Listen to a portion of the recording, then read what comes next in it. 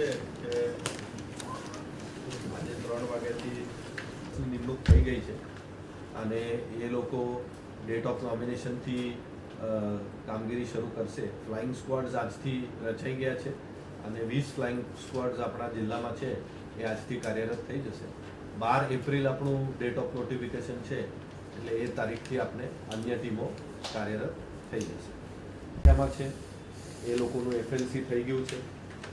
સોમવારે અમે સાંજે રાજકીય પક્ષોની મિટિંગ રાખવા વિચારી રહ્યા છીએ અને ત્યારબાદ અમે ફર્સ્ટ રેન્ડમાઇઝેશન કરીને તાલુકા કક્ષાએ સ્ટ્રોંગ રૂમ્સમાં ઈવીએમ્સ રવાના કરી દઈશું.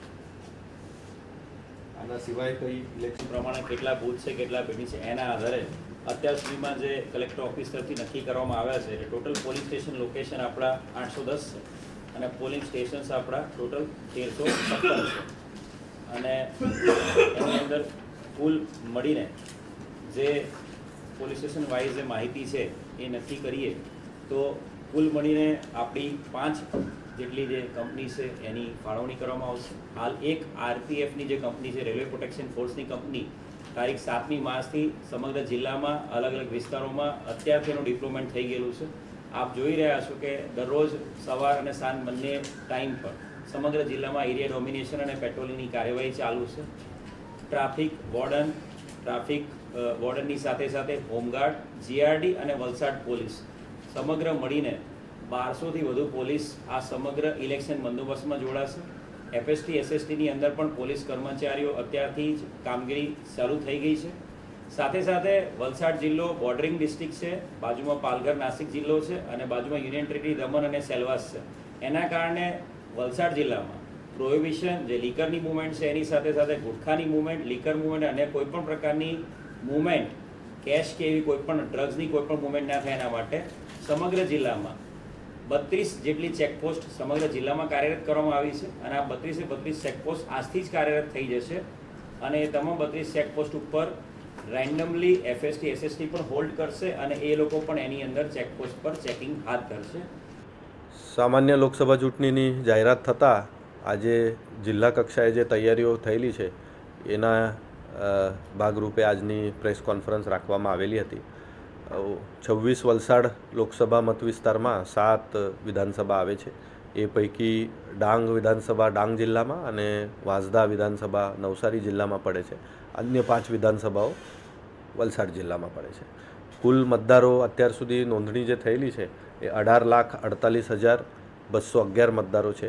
એ પૈકી 1 જાન્યુઆરી 2024ની લાયકાત પ્રમાણે પ્રથમ વખત મતદાન કરનાર મતદારોની સંખ્યા 48,783 છે. દિવ્યાંગ મતદારો કુલ નોંધાયેલા 13,267 છે અને સેવા મતદારો 227 છે. એના ઉપરાંત કુલ મતદાન મથકો જે છે એ 2006 છે.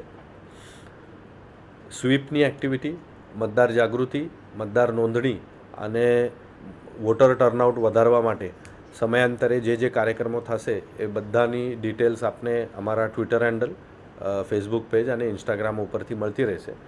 એના ઉપરાંત આજથી આચારસંહિતા અમલમાં થતાં કુલ 16 ટીમોની રચના કરવામાં આવેલી છે. એ તમામ ટીમોની તાલીમો થઈ ગઈ છે. ડિસ્ટ્રિક્ટ કંટ્રોલ રૂમ અને ડિસ્ટ્રિક્ટ કોન્ટેક્ટ સેન્ટર જે અગાઉ કાર્યરત હતો એ આજથી ફૂલ ફ્લેજ ચાલુ થયું છે. મેં એના નંબર્સ આપની સાથે ઓલરેડી શેર કરી દીધા છે. એના ઉપરાંત મારે તમામ મતદારોને વિનંતી છે કે પોતપોતાનું નામ મતદાર યાદીમાં ચેક કરે. જો ન હોય તો હજુ સુધી નવું નામ નોંધવાની પ્રક્રિયા ચાલુ છે. હવે પછી આપણે નવું કોઈ નામ કમી કરી શકતા નથી, એટલે નવા મતદારો કોઈ બાકી રહી ગયા હોય તો એમનું નામ આપણે ઉમેરી શકીએ છીએ. એના ઉપરાંત આચારસંહિતામાં 24 કલાક, 48 કલાક અને 72 કલાક આવી 3 જે ગાઈડલાઇન્સ કમિશનની હોય છે એના પ્રમાણે આજથી જ કામ શરૂ થઈ જશે અને એમાં થયેલી જે કામગીરી છે એ 72 કલાક પૂરા થાય એટલે આપણે આપની સાથે શેર કરી દઈશું. એક્સપેન્ડિચર મોનિટરિંગ માટે જિલ્લા વિકાસ અધિકારીશ્રીને નોડલ અધિકારી તરીકે નિમણૂક થયેલી છે. ફ્લાઇંગ સ્ક્વોડ્સ 20 છે જિલ્લામાં, જેને આજથી કાર્યરત થઈ ગયા છે. ડેટ ઓફ નોટિફિકેશન 12 એપ્રિલના રોજ છે અને ત્યાંથી અન્ય એક્સપેન્ડિચર મોનિટરિંગની ટીમ્સ કાર્યરત થઈ જશે. એ લોકોની પણ તાલીમ થઈ ગઈ છે અને નિમણૂક પણ થઈ ગઈ છે.